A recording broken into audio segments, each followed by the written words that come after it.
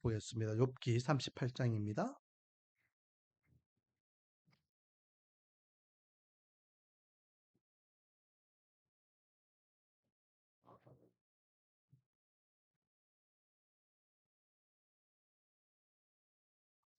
일 절에서 18절까지 말씀 보겠습니다.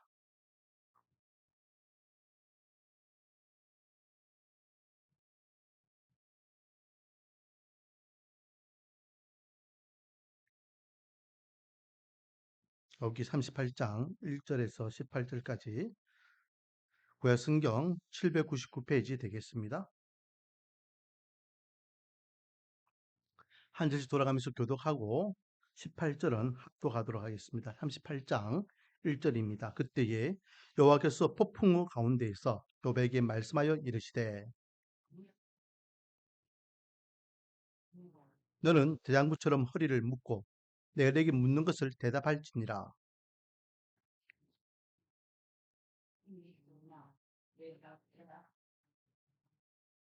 누가 그것의 도량법을 정하였는지 누가 그 줄을 그것의 위에 띄웠는지 내가 아느냐.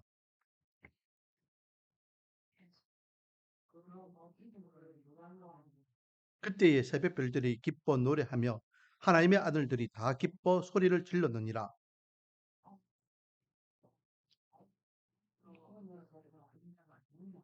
그때 내가 구름으로 그 옷을 만들고 흑암으로 그 강포를 만들었고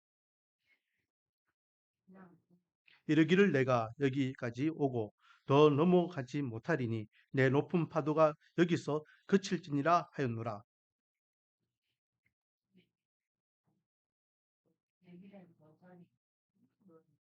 그것으로 땅끝을 붙잡고 악한 자들을 그 땅에서 떨쳐버린 일이 있었느냐.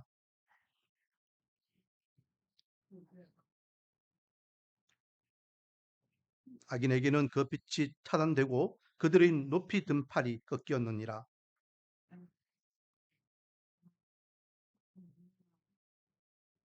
사망의 물이 내게 나타나느냐. 사망이 그른질 문을 내가 보았느냐. 땅의 넓이를 내가 측량할 수 있느냐. 내가 그 모든 것을 다 알거든 말할지니라. 아멘. 할렐루야. 오늘도 하나님께 나와 찬양과 경배 예배로서 또 하나님 앞에 영광 돌리고 또 영광 돌리는 우리 사랑하는 성도님들 머리 위에 하나님의 한량없는 은혜와 축복이 가득하기를 주님의 이름으로 축원드립니다. 자, 어느덧 욥기가 마무리되고 있습니다. 이제 마지막 부분인데요. 욥이 재앙을 당했다라는 소식을 듣고 욥의 세 친구가 욥을 위로하기 위해 찾아왔죠. 그러나 위로가 아니었습니다. 자기들의 입장에서 욥이 이렇게 재앙을 당하는 것은 분명히 인과 원인이 있는 결과다라고 생각했죠. 그리고 그 원인의 결과는 무엇이냐? 바로 하나님 앞에 죄를 지은 결과가 하나님으로부터 심판을 받은 것이다. 욥이 이런 재앙을 당하는 것이다라고 생각해서 위로가 아닌 정죄의 말을 그렇게 쏘아붙이게 됩니다. 욥의 입장에서 자기가 얼마나 억울하겠습니까? 아무리 생각해보고 또 생각해보고 또 생각해봐도 자기는 하나님 앞에 죄 지은 적이 없거든요. 혹시 알지 못하는 가운데에 지은 죄가 있을까봐 그 죄를 위해서도 하나님 앞에 성결 예식을 통하여 자복하는 최선을 다하여 하나님의 사람으로 하나님 앞에 세상 앞에 부끄럽지 않는 삶을 살아가기 위해 노력했는데 자꾸만 죄의 결과로 심판을 받는 것이다 라고 이야기하니까 너무 억울하잖아요. 그래서 욥이 거기에 대해서 계속해서 자기가 무죄함을 주장하게 되는 것을 보게 됩니다. 이렇게 세 친구와 욥이 대화를 하고 있지만은 또 한 사람이 이들의 대화를 묵묵히 듣고 있었습니다. 그 사람이 누굽니까? L자로 시작하죠? 엘리후였습니다. 엘리후. 엘리후는 나이가 조금 연배가 작았던 것 같습니다. 그러니까 형님들끼리 이야기하는 거 내 끼기 싫다. 그리고 이 네 사람이 이야기하는 걸 듣고만 있어요. 그런데 계속 주고받는 이야기가 똑같은 이야기예요. 그래서 너무 답답해서 욥을 향해서는 당신이 진짜 의인이라고 이야기하면 하나님의 공의는 어디 갔느냐? 라고 욥을 향하여서도 한마디 하고 새 친구들을 향하여서도 당신들이 욥이 정말로 죄를 지었다면 말로만 죄를 지었다 이야기하지 말고 증거를 보여주라. 욥이 도대체 하나님 앞에 무슨 잘못을 했냐? 무슨 잘못을 했기에 하나님께서 욥을 이렇게까지 심판하시느냐? 어떻게까지 심판하셨습니까? 하루아침에 전 재산을 다 뺏어갔잖아요. 10명의 자식도 하루아침에 다 데려갔습니다. 몸도 만신창이가 되게 하죠. 어떻게 이런 일이 있을까요? 그러니까 욥이 이만큼 하나님 앞에 대재앙을 당한다는 것은 거기에 대한 죄의 결과라고 한다면 거기에 대해서 뭔가 이렇게 증거 있지 않겠느냐. 말로만 하지 말고 증거를 한번 제시해봐라. 그래도 이 새 친구는 추측이자 추측. 내 생각에는 내가 알고 있는 하나님의 재앙, 하나님의 심판에 대한 인과에 대한 부분은 이런 것이다라고 생각하고 욥을 향하여서 그렇게 공룡한 거예요. 그렇게 막 엘리야가 욥과 새 친구를 향해서 또 자기 입장에서 내가 말 안 하고 형님들 이야기하는 가만히 듣고만 있었는데 도저히 참다 내가 한마디 합니다 하고 계속 이야기해요. 한참 이야기합니다. 그리고 이렇게 5명이 이야기하고 있는 모습을 또 누군가가 보고 계셔요. 누가 보고 계셨을까요? 바로 하나님께서 보고 계셨던 거예요. 응? 여기서 우리가 먼저 생각해야 될 것은 저와 여러분이 믿는 하나님은 살아계신 하나님이시고 살아계신 하나님은 다 보고 계시고 다 듣고 계심을 믿으시기 바랍니다. 하나님께서요. 이렇게 5사람이 전부 다 자기 입장에서 자기 주장만 하니까 너무 답답하시잖아요. 더군다나 이들이 이야기하는 주제가 뭡니까? 한마디로 이야기 하나님이에요. 하나님께서 왜 심판하셨을까? 욥은 왜 하나님으로부터 심판을 받았을까? 그러니까 주제가 하나님이니까 이 5명이 하나님이 자기에 대해서 이야기하시니까 이제는 직접 개입하십니다. 자, 오늘 보면 1절. 그때는 언제입니까? 제가 조금 전에 설명한 대로 이 5명이 이야기하고 있을 때에 특히 엘리후와 욥이 대화를 주고받고 있을 때에 이 말입니다. 한참 이야기하고 있을 때에 갑자기 개입하셔가지고 욥에게 묻습니다. 여호와께서 폭풍 가운데서 욥에게 말씀하여 이르시되 폭풍 가운데라는 것은요 묘사죠 표현법입니다. 이것은 그만큼 하나님께서 어떻게 보면 격노하시고 아니면은 또 이렇게 급박하게 이렇게 우레와 같이 폭풍처럼 이렇게 임하셔서 욥을 부르고 계신다라고 묘사하고 있다 생각하면 되겠죠. 그리고 욥을 향하여 뭐라 말씀하십니까? 2절 말씀. 무지한 말로 생각을 어둡게 하는 자가 누구냐? 무지한 말로 생각을 어둡게 하는 자. 무지하여 생각이 어두워지는 자가 누구냐? 그래서 무지한 말을 하는 인간들이 누구냐? 이 말이죠. 지금 욥을 향하여 말하니까 욥을 향하여 뭐라 합니까? 이 무지한 인간아 이 말이에요.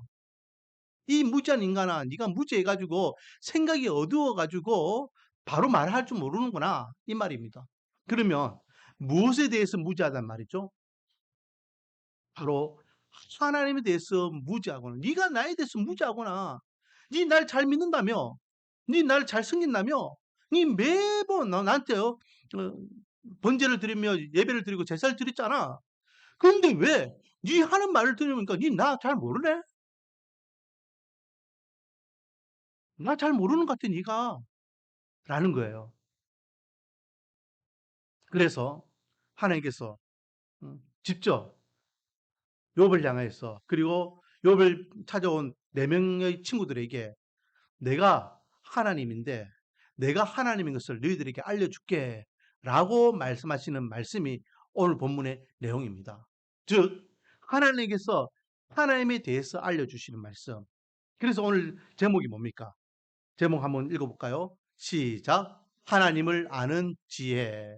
그러니까 하나님께서 하나님이 누구이신지 알려주는 지혜예요. 내가 누군지 한번 잘 들어봐 라고 하며 말씀해 주시는데 자 그러면 하나님은 하나님을 어떤 하나님이라고 말씀하고 계시느냐? 첫 번째, 땅과 바다를 만드시는 하나님이라고 말씀하고 계십니다. 자, 지금 이제 질문을 계속 던지고 있습니다. 자, 3절. 너는 대장부처럼 허리를 묶고 내가 내게 묻는 것을 대답할지니라. 그러니까 허리 딱 묶고 단단히 준비해가지고 내가 니한테 질문할 테니까 딱 대답해. 이 말이죠. 자, 질문이 뭡니까? 4절 한번 읽어볼까요? 시작. 내가 땅의 기초를 놓을 때에 너가 어디 있었느냐? 너가 깨달아 알았거든 말할지니라. 뭡니까? 내가 땅의 기초를 놓을 때 너 어디 있었니? 이 말이에요. 네가 그거 알면 한번 대답해봐. 이 말이죠. 그리고 어? 두 번째 질문도 있습니다. 두 번째 질문. 8절. 8절 한번 읽어볼까요? 시작. 바다가 그 모태에서 터져 나올 때에 문으로 그것을 가둔 자가 누구냐? 바다가 생겨날 때에 그 바다를 이렇게 바다라는 경계선을 만든, 즉 바다를 만드신 분이 누구냐? 대답해봐. 라는 거예요. 두 가지 질문을 하시는데 결국은요. 땅을 만드신 분이 누굽니까? 하나님. 또 바다를 만드신 분이 누굽니까? 하나님. 그래서 지금 하나님께서는요. 첫 번째, 내가 하나님이야. 어떤 하나님? 땅과 바다를 만든 하나님이야. 라는 것을 말씀하고 계시죠. 자, 여기에서요. 땅과 바다는요. 우리가 창세기 1장으로 넘어와서 한번 보면 되겠습니다. 창세기 1장에 가면 하나님께서 천지를 창조하셨던 말씀이 기록되어 있죠. 하나님께서 이 세상을 며칠 동안 창조하셨습니까? 6일 동안 창조하셨습니다. 첫째 날부터 여섯째 날, 빛이 있으라부터 시작해서 마지막 인간을 만드실 때까지 6일 동안 창조하셨는데, 셋째 날 뭘 만드셨을까요? 셋째 날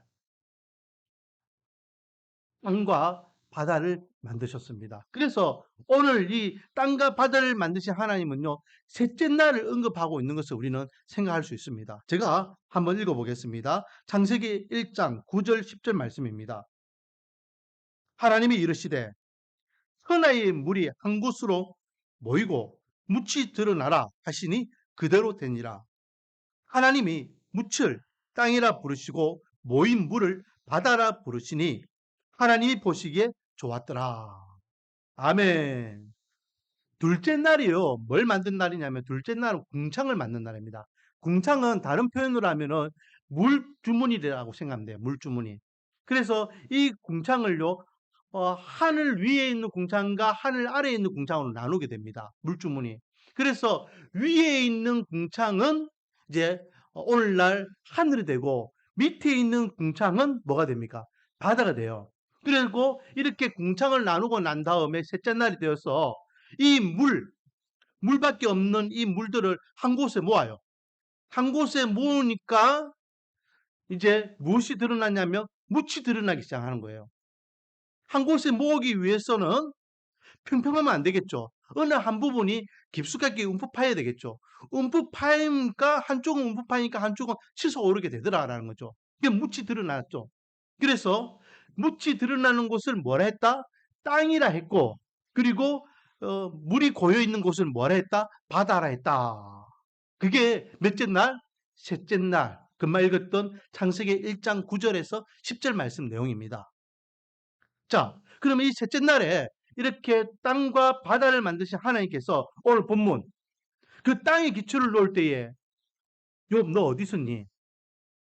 땅 만드실 때에 땅의 도량줄을 가지고 땅을 측정하고 이렇게 아프리카는 어떻게, 남미는 어떻게, 아시아는 어떻게, 오세아니아는 어떻게 이렇게 지금 우리가 살고 있는 이 땅들을 만드실 때에 어떤 모양으로 어떻게 어떤 위치에서 높이는 얼만큼 이런 것들을 측정해가지고 만드실 때에 너는 어디 있었니? 그 말씀이 4절부터 7절까지 기록되어 있어요.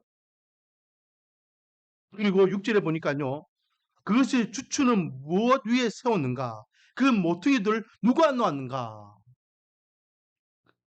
누가 그렇게 기초를 놓고 그 위에 어?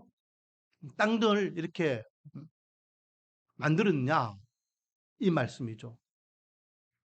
우리는 그냥 살아가고 있는 땅이 그냥 생긴 줄로 생각하지만 하나님께서는 오늘 본문을 통해서 철저하게 하나님께서 계획하신 대로 만드셨음을 말씀하고 계십니다.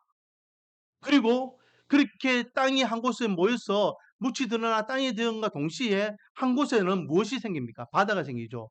근데 이 바다를 향해서 경계를 정하게 됩니다.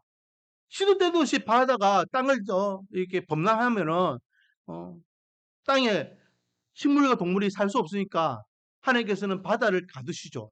그게 금방 읽었던 8절에 문으로 그것을 가둔 자가 누구냐라고 하면서 문이라는 표현을 쓰고 있고 그 문을 11절 말씀에 보면 내가 여기까지 오고 더 넘어가지 못하리니 내 높은 파도가 여기서 그칠지니라 라고 하며 문빗장을 딱 잠가서 아무리 파도가 높이 치솟아서 이렇게 몰아친다 할지라도 어느 순까지만 바다가 육지를 침범하지 더 이상 못하도록 그렇게 딱 막으셨습니다.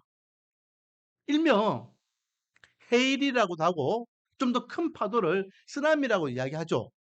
그러나 여러분 잘 생각해 보세요. 아무리 큰 파도, 아무리 큰 쓰나미도요, 그게 한번 육지로 왔다가 계속 머물고 있지는 않아요. 다시 바다로 돌아갑니다. 철저하게 하나님께서는 바다와 육지를 딱 나누셔서 경계를 삼으셨다. 바다는 절대 육지를 어, 경계선을 넘어올 수 없게 하나님께서는 명하셨다라는 거죠. 자, 이것이 하나님께서 땅과 바다를 만드신 겁니다. 자, 그러면 이 땅과 바다를 만드셨다라는 하나님은 땅과 바다만 만드셨느냐? 아니죠. 제가 조금 전에 이야기했던 대로 이 땅의 모든 걸 다 창조하신 창조주가 되심을 우리는 기억해야 됩니다. 땅을 만드시고 난 다음 땅 위에 식물들을 각기 그 종류대로 만드셨고 또 동물들과 사람을 각기 그 종류대로 만드셨습니다. 바다를 만드시고 난 다음 바다에 어, 생물체들을 그 종류대로 하나님께서 만드셨습니다. 그리고 하늘을 만드시고 난 다음 하늘에도 하나님께서는 각기 그 종류대로 새들을 만드셨어요. 우리가 바라보고 있는 이 모든 세상은 다 하나님께서 완벽하게 하나님의 지혜로 만드셨다라는 겁니다. 그 어느 하나도 그냥 허투루 생긴 것이 없다라는 것이죠. 내가 이 세상을 만든 창조주야. 네가 지금 밟고 있는 그 땅 누가 만들었어? 내가 만든 거야. 네가 바라보는 저 바다 누가 만들었어? 내가 만든 거야. 네가 믿는 하나님은 그런 하나님이야. 라고 하나님께서 하나님이 어떤 분이신지를 다시 한번 말씀하고 계시는 겁니다. 자, 이렇게 이 세상을 만드시고 땅과 바다를 만드신 하나님께서 또 다른 질문을 하시죠. 14절. 뭐라고 어떤 질문을 하십니까? 13절에 보니까 그것으로 땅끝을 붙잡고 악한 자들을 그 땅에서 떨쳐버린 일이 있었느냐. 땅끝을 이야기하면 땅끝. 하나님께서 땅끝을 붙잡고 계신다. 또 16절 같이 한번 읽어보겠습니다. 시작. 내가 바다의 깊은 샘에 들어갔느냐? 깊은 물 밑으로 걸어다녀 보았느냐? 이게 두 가지 질문이죠. 땅을 만드신 하나님께서 네 땅끝 가봤니? 땅끝 마을 가봤는데 해남이 땅끝 마을. 그 땅끝이 아니잖아요, 그렇죠? 땅끝. 제가요, 재밌게 보는 유튜브 중에 여행하는 유튜브가 있는데요.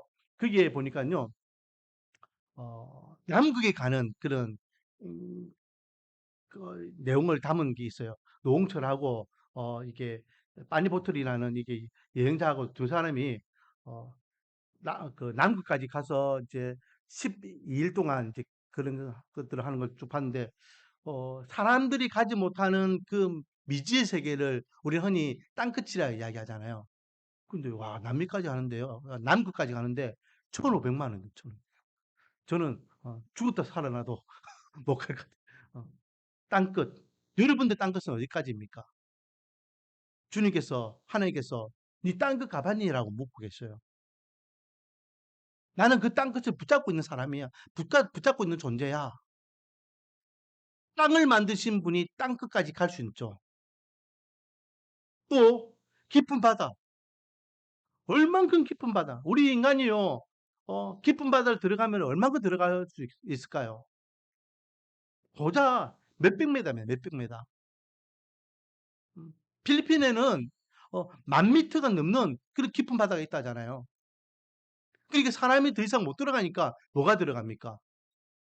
음, 무인 기계들이 이렇게 그 밑을 들어가 가지고 이게 바닷속을 관찰하고 또 탐색하는 것을 보게 됩니다. 너 깊은 바다 얼마큼 들어가 봤니? 라고 말씀하셔요. 시편 기자가 뭐라 이야기했습니까? 내가 깊은 바다에 가도 거기에 주님이 계시고 내가 땅 끝에 가도 거기 주님이 계시더라. 저와 여러분이 믿는 하나님은 그런 하나님이에요. 땅과 바다를 만드신 하나님, 어디든지 그 끝까지 계시는 하나님. 우리 인간은요, 얼마나 열악한 존재인지 모릅니다. 오늘 새벽에도 우리가 말씀 나눴지만요, 리오야단이라는 어떤 동물 이름을 거론하면서 이 인간들은 이 동물을 두려워하는 존재로 이야기했잖아요. 음? 길들일 수 없는 공포의 대상으로 이야기합니다. 그러면서 하나님께서 뭐라 말씀하셨습니까? 41장 11절 말씀에 보니까 이 모든 것들을 다 하나님께서 만드셨기 때문에 무엇이라? 내 것이다 라고 말씀합니다. 인간 너희들 이 동물 두려워? 무서워? 그런데 그건 내가 만든 거야. 내 거야. 너희들이 감당하지 못하는 거 그건 내가 만들었어. 내 거야. 나는 그런 존재야. 라고 말씀하고 계시죠.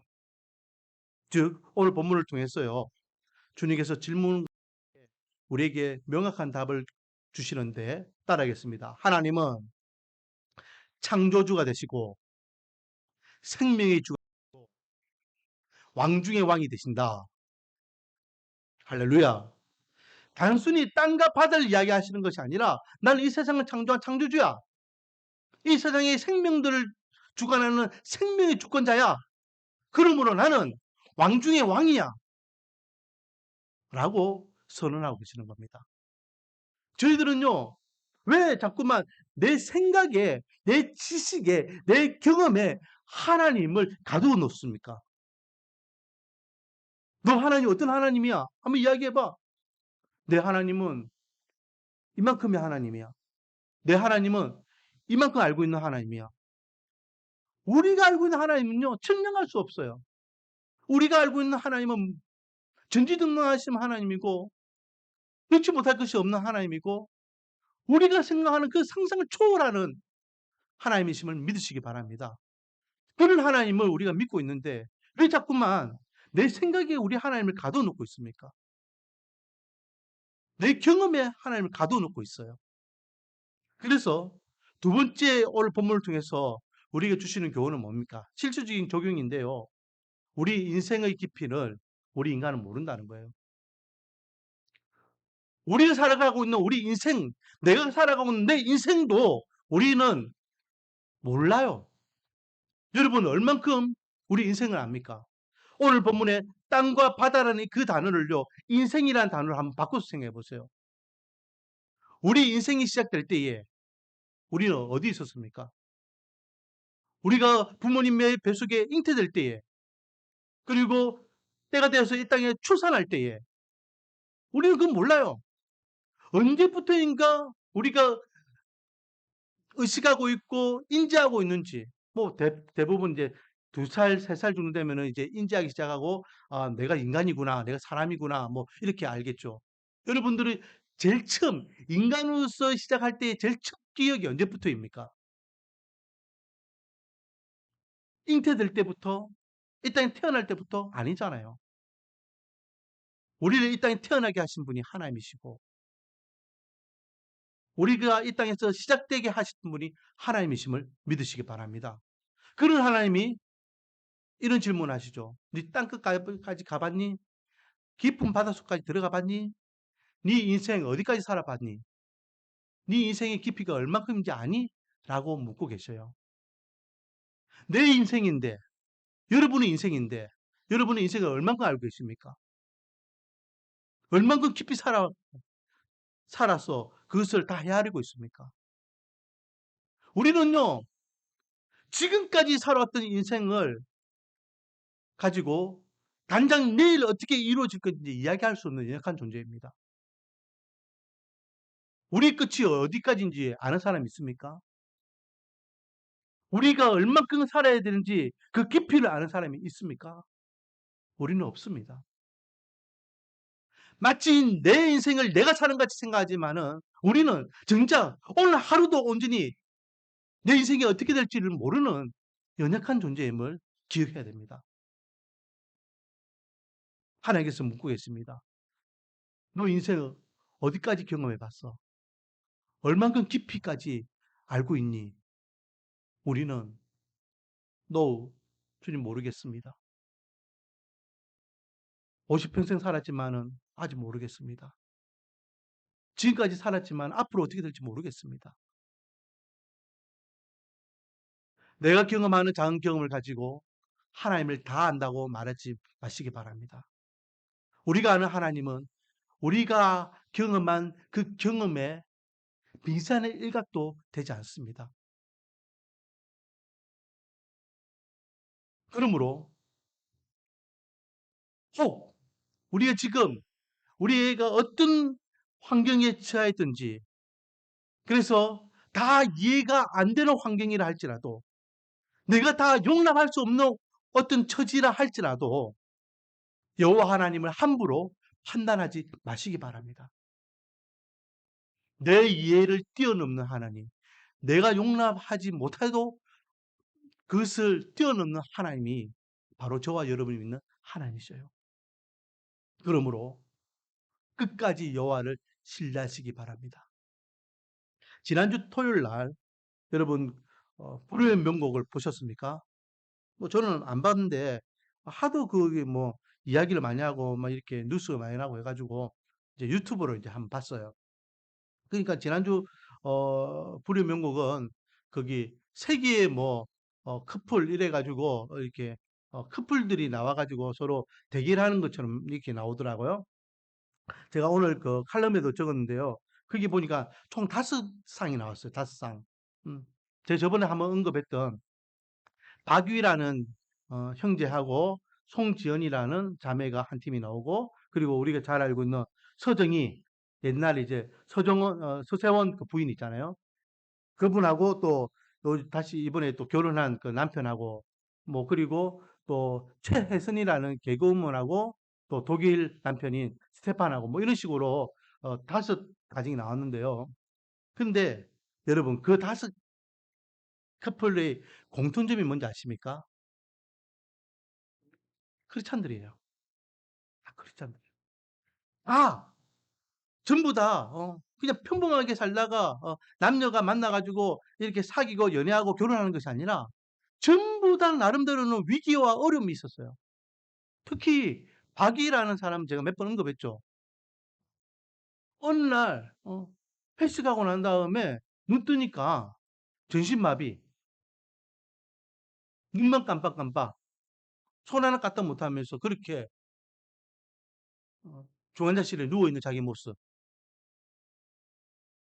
그런데 하나님께서 은혜 주셔가지고 기적처럼 하반신은 여전히 서지 못하지만 상반신은 설 수 있도록 하나님께서 일으켜 주셨어요.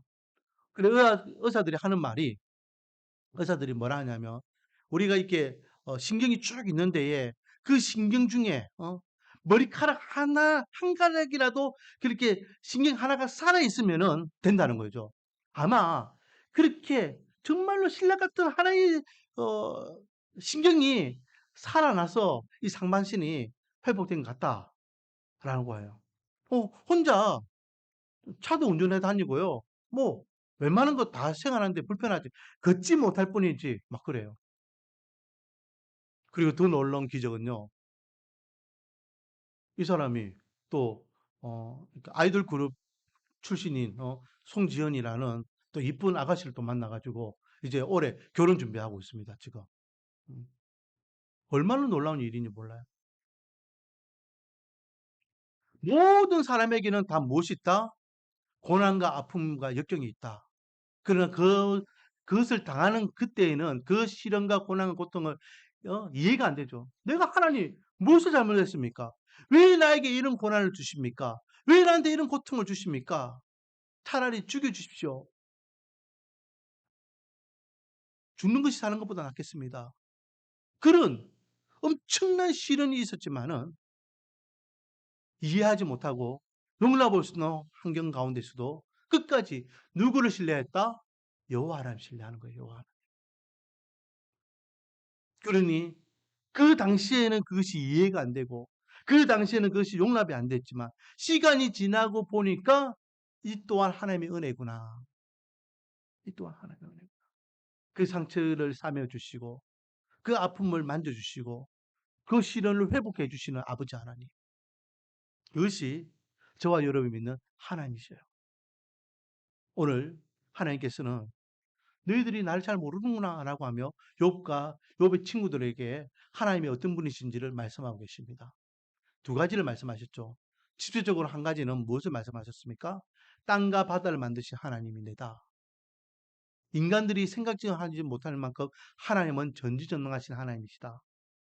두 번째는 그 하나님은 우리 인생도 다 알고 계시는 하나님이시다.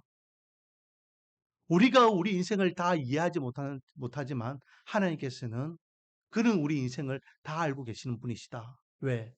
우리를 만드신 분이고 우리 이 땅에 태어나게 하신 분이고 우리의 왕이시며 주인이시기 때문에 그러므로 여호와를 신뢰하며 끝까지 여호와를 의지하며 끝까지 여호와와 함께하는 믿음의 삶을 살아가자.